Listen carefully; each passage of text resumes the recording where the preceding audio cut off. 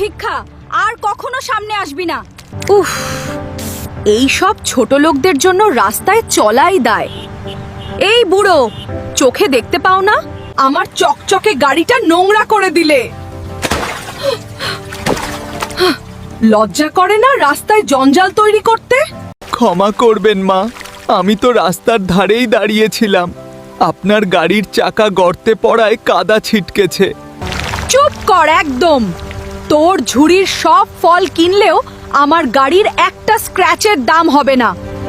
এই নে ভিক্ষা, আর কখনো সামনে আসবি না। যা এখান থেকে, আপদ।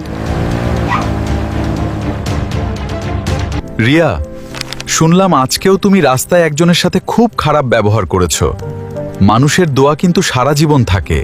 মনে রেখো মা, টাকা আজ আছে কাল নেই। অহংকার পতনের মূল। নিজের আচরণ বদলাও মা। বাবা, তোমার এই পুরনো নীতি কথা রাখো তো। চৌধুরী গ্রুপের মেয়ে আমি, আমার পায়ের নিচে টাকা থাকে। আমার আবার পতন কিসের? টাকা থাকলে দুনিয়া হাতের মুঠোয় থাকে। Objects precious. 3 মাস পর একটি ভাঙা বস্তি ঘর। রিয়া এখন একটি সাধারণ সুতির শাড়ি পরে আছে, তার চোখে জল। তারা এখন নিঃস্ব। মা রিয়া, ঘরে কি একদানা চালও নেই? 2 দিন ধরে কিছু খাইনি, খুব ক্ষুধা লেগেছে মা। না বাবা, সব শেষ হয়ে গেছে। পাওনাদাররা সব কেড়ে নিয়েছে। আমি বাইরে গিয়ে দেখি কেউ সাহায্য করে কিনা। ক্ষুধায় শরীর আর চলছে না। কেউ কি একটু সাহায্য করবে? অহংকার আজ ধুলোয় মিশে গেছে। মা, তোমাকে খুব ক্লান্ত লাগছে। এই নাও, কিছু ফল আর জল খাও। নিজেকে কষ্ট দিও না। আপনি আমাকে চিনতে পারছেন? আমি সেই অহংকারী মেয়ে যে আপনাকে অপমান করেছিল। কেন সাহায্য করছেন? মানুষের পরিচয় তার টাকা দিয়ে নয় মা, তার ব্যবহার দিয়ে।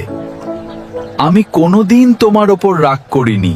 তুমি সেদিন ভুল করেছিলে, আজ অভাব তোমাকে শিক্ষা দিয়েছে। ভালো থেকো মা। আমাকে ক্ষমা করে দিন দাদু। আজ আমি বুঝতে পেরেছি অহংকার মানুষের সবচেয়ে বড় শত্রু। রিয়া এখন ছোট একটি কাজ করে এবং তার বাবার সেবা করে।